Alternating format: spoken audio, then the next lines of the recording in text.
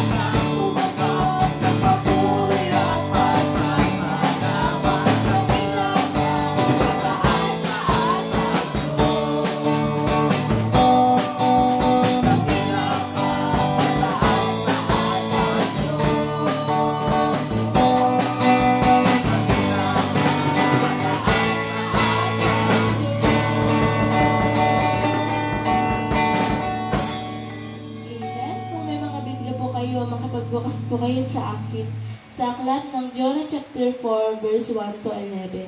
At ganito po ang sinasabi. Ngunit naghinanakit na mainam si Jonas at siya'y nagalit. At siya'y nanalangin sa Panginoon. At nagsabi, ako'y nakikipanayam sa iyo o Panginoon. Di ba ito ang aking sinabi nang ako'y nasa aking lupain pa? Kaya't ako'y nagmadaling tumakas na patungo sa Tarsis, sapagkat talastas ko na ikaw ang Diyos na mapagbiyaya at puspos ng kahabagan, banayad sa pagkagalit at sagana sa kagandahang loob, at nagsisisi ka sa kasamaan. Kaya nga, O Panginoon, sinasamo ko sa iyo na kitlin mo ang aking buhay, sapagkat mabuti sa akin ang mamatay kaysa mabuhay. At sinabi ng Panginoon, mabuti baga ang iyong ginagawa na magalit? Nang magkagayoy lumabas si Jonas sa bayan, at naupo sa dakong silangan ng bayan.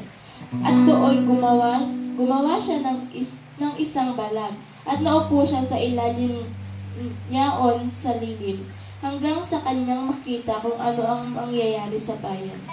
At naghanda ang Panginoong Diyos ng isang halamang kikayon, at pinataas sa itaas ni Jonas, upang maging lilim sa kanyang ulo, upang iligtas siya sa kanyang masamang kalagayan. Sa gayoy natuwang mainam si Jonas dahil sa kikayon. Ngunit naghanda ang Diyos ng isang uod nang magumaga ng kinabukasan at sinira ang halamang kikayon na anupat na tuyo. At nangyari nang sumikat ang araw na naghanda ang Diyos ng mainit na hanging silangan kayamanan. At sinikatan ng araw ang ulo ni Jonas, na ano pat siya'y naglupaypay, at hiniling nga tungkol sa kanya na siya'y mamatay. At nagsasabi, mabuti sa akin ang mamatay kaysa sa mabuhay. At sinabi ng Diyos kay Jonas, mabuti baga ang ginawa mo na magaling dahil sa hikayon? At kanyang sinabi, mabuti ang ginagawa ko na magaling hanggang sa kamatayan. At sinabi ng Panginoon, ikaw ay nanghinayang sa hikayon na hindi mo pinagpagalan o pinatubungan, na sumampa sa isang gabi at nawala sa isang gabi. At hindi baga ako nanghihinayang sa Ninive, sa malaking bayan yaon, na mahigit sa 120,000 katao na hindi marunong magmuni-muni ng kanilang kamay at ng kanilang kaliwang kamay, at marami ding hayop. To God be all the glory.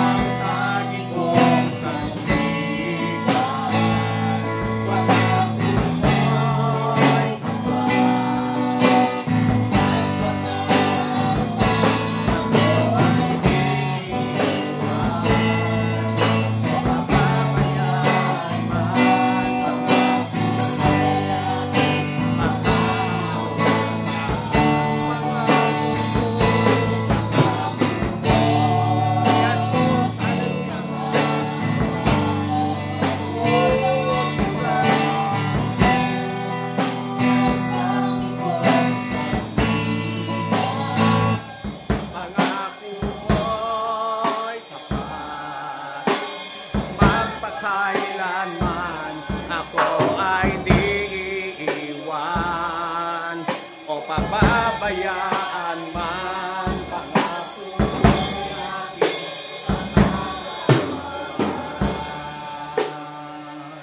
Pangako mo'y aking panghahawakan. Hallelujah. Dakilang Diyos, maraming salamat Panginoon sa oras na ito. Salamat sa umaga, salamat sa bagong hilinga, salamat Panginoon at kami ay narito Panginoon upang sambahin ka, purihin ka sa lahat ng aspeto ng aming buhay. Amen.